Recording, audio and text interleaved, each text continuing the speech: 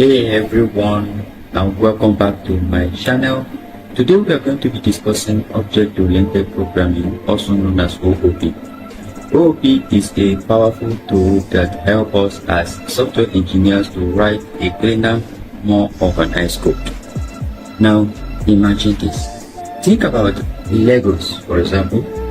Each Lego brick is like a tiny reusable building block. You can put these bricks together to create all sorts of things like car, house, even favorite characters in movies. So in OOP we create our own building blocks called classes. Now what is a class? A class is a blueprint for creating objects. They define the attributes, which are the information, and method, which are the functions that object of that class will have. So to understand the attribute, what I mean by attribute and method, think of how the Legos look like and how to put them together. For me to now demonstrate this, I'll be explaining each of these concepts as we code along. So we're going to build a banking app and to demonstrate this. So to demonstrate how OOP works in Python, and this is what we're going to do. So I'm going to create two classes. I'm going to create account class and a bank class. Then I'll demonstrate this. Alright, so let's go. So for us to create a class, we go first with the class keyword. Okay, so we can do something like this. So we can say class, then followed by what we want to create. Okay, so we can say class, then account, as account. Then the next thing we're going to do is what is the initialize. We need to initialize our class with some of the attributes, and to initialize we need what we call constructor. So the constructor initialize our class with the attributes. Okay, so we can do something like this. We can now call, so the constructor is a special method in Python. Okay, so do init. Okay, now this is our constructor. So inside our constructor we need to define our attributes. Okay, now the self here is not a keyword, it's a convention that every method that you create in Python, okay, must have the self keyword. So it's a reference. You are using it to reference to each of the attributes that you're going to have here. Every account has a name, it has number, it has balance. So let's go. So we can say name, call it name. So call it name.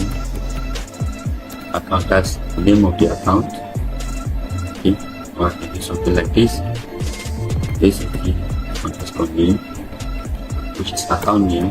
We now say account number, then we now say account balance. Alright, now we now have the information about our class.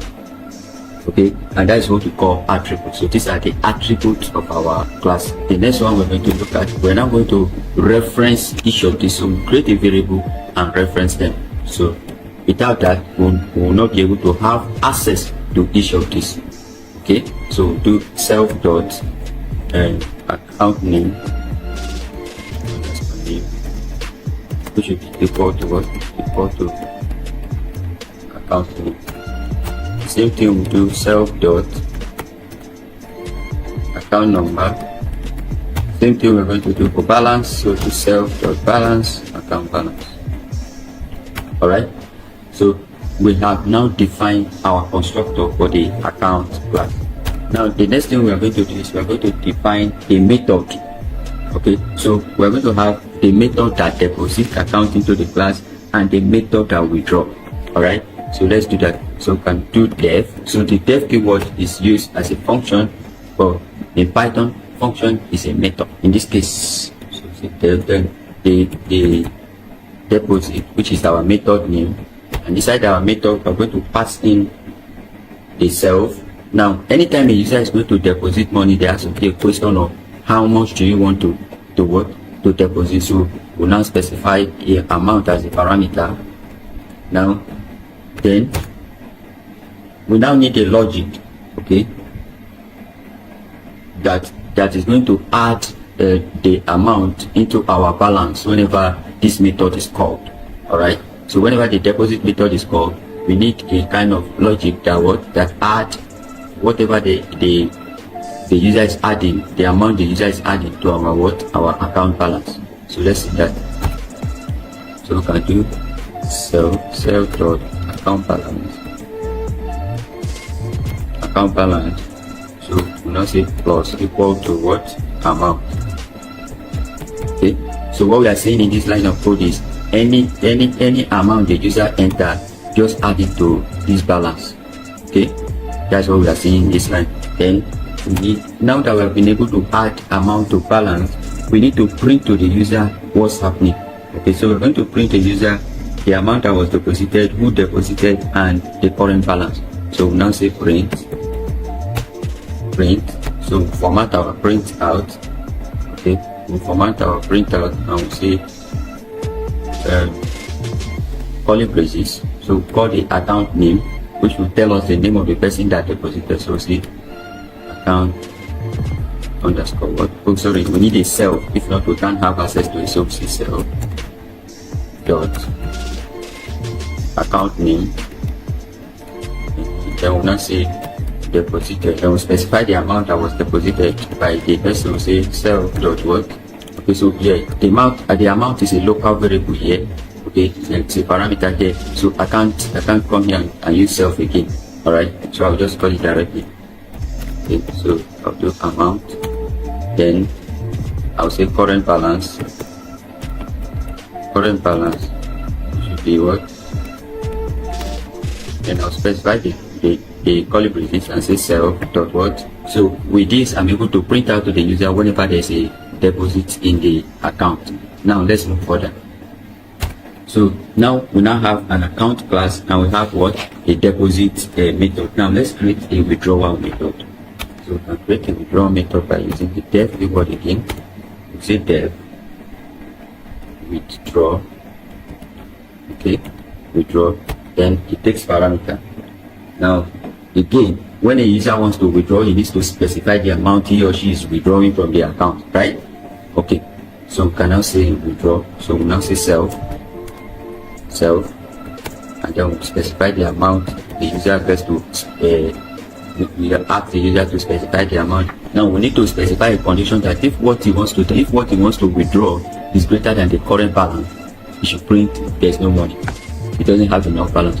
But if it is equal to or greater than what is asking for, then it should be able to withdraw. So how do you do that? We'll say if self dot balance is greater than or equal to what the amount he wants to withdraw, then you tell the user that what? You should tell the user the who and the amount that is withdrawn. So we come here and do something like this. We now say okay, so we need to minus. So you can say self dot balance. Tell the user that okay, what you are withdrawing, this is a person that withdraw and the amount the person withdraw and the current balance.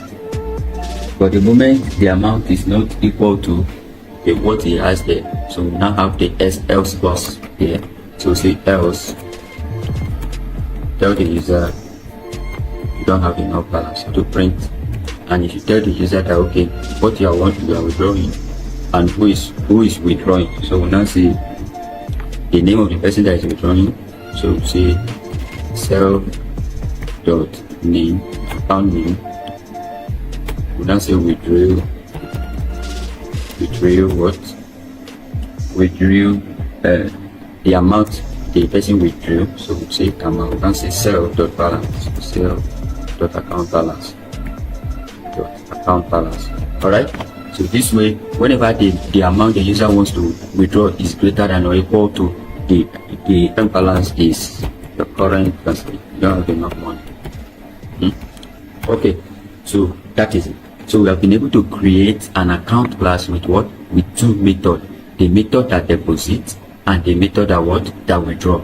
So this is it about the account class. Now can I go ahead and create an object of this account class? How can we do that? So come down here. Now what is an object that I said? An object is a copy of the class with the actual value. Okay, so it is an instance of a class. So whenever this is a template of an account class, this is a template, this is a blueprint. Okay, so and because it's a blueprint, it cannot work unless we create an object out of it. So even when we run, nothing is going to get printed for us.